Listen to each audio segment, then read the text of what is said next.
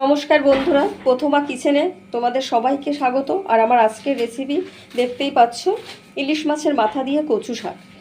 যদিও আমাদের এখানে এই সময় ইলিশ মাছ ভালো পাওয়া যায় না, সেই জন্য মাথাগুলো একটু ছোট সাইজ। মাথাগুলো যদি এরকমভাবে কেটে নিয়ে ভাজা হয় তাহলে ভাজাটাও যেমন ভালো হবে, তেমনি কিন্তু সহজেই কচু শাকের সাথে মাথাগুলো মিশেও যাবে ভালো করে।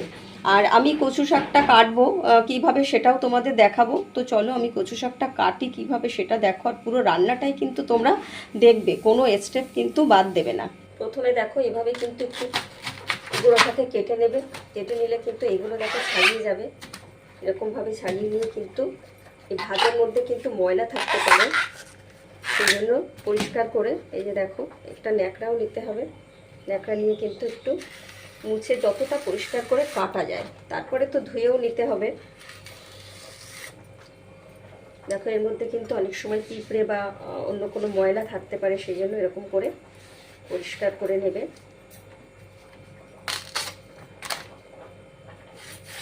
এরকমভাবে কিন্তু ছাড়িয়ে নিতে হবে, তারপরে কিন্তু এরকমভাবে পিস পিস করে কাটতে হবে।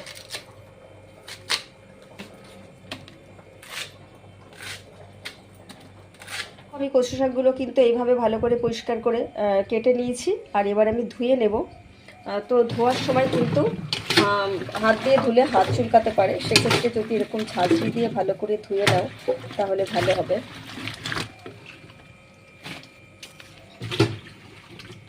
কচু শাক রান্না করার জন্য দেখতেই পাচ্ছ বেশি উপকরণ কিন্তু লাগে না। এখানে আছে পাঁচফোড়ন, চিনি, হলুদ গুঁড়ো, লবণ, তেজপাতা, শুকনো লঙ্কা আর কয়েকটা কাঁচা লঙ্কা। তো মাথাগুলোকে এখন আমি একটু লবণ হলুদ মাখিয়ে নেব। মাখানোর পরে 5 মিনিট মতো রেখে দেব, তারপরেই কিন্তু এটাকে আমি ভাজা করব। বন্ধুরা, কচু শাক সেদ্ধ করার জন্য আমি তো জল বসিয়ে দিয়েছি, জল ফুটতেও শুরু করেছে। আমি লবণ দিয়ে দিয়েছি একটু, আর ছোলাগুলোকেও আমি দিয়ে দিয়েছি। ছোলাটা যদিও আমি রাতেই ভিজিয়ে রেখেছিলাম, তো এইভাবে দিলে পরে আরও বেশি ভালো সেদ্ধ হবে। তোমরা চাইলেও ছোলাটা ভাজা করেও দিতে পারো। আর এবার আমি কচু শাকগুলোও দিয়ে দেবো।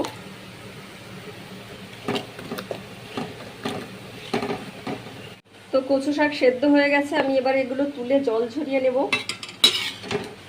জল ঝরানোর জন্য বেশ কিছুক্ষণ রেখে দিতে হবে, যাতে পুরোপুরি জলটা ঝরে যায়।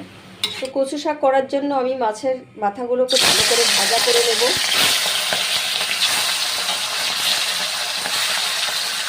তো মাথাগুলো আমার ভাজা হয়ে গেছে, দেখো এরকম করে ভালো করে ভাজা করে নিতে হবে।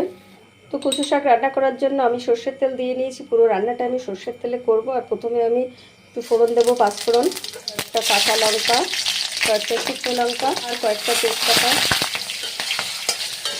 আর এবারে কিন্তু আমি কচু শাকটা দিয়ে দেবো। তো কিছুক্ষণ আমি নেড়ে নিয়েছি, আর এবার আমি একটু হাফ চামচ মতো লবণ দেবো আর হাফ চামচ হলুদ দেবো।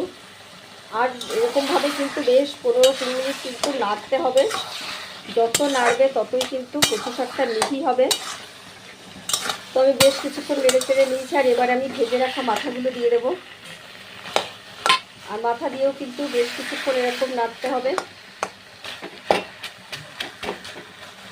তো মাথা দেওয়ার পরে বেশ কিছুক্ষণ আমি নেড়ে চেড়ে নিয়েছি, আমার হয়েও গেছে কচু শাকটা। আর আমি এবার একটু চিনি দেবো। এবার একটু নেড়ে চেড়ে নিয়েই আমি নামিয়ে দেবো। তো বন্ধুরা, ইলিশ মাছের মাথা দিয়ে কচু শাক আমার কমপ্লিট। তোমরা অবশ্যই বাড়িতে ট্রাই করো, আর ভালো লাগলে লাইক কমেন্টস করো, আর অবশ্যই আমার চ্যানেলটিকে সাবস্ক্রাইব করে আমার পাশে থেকো।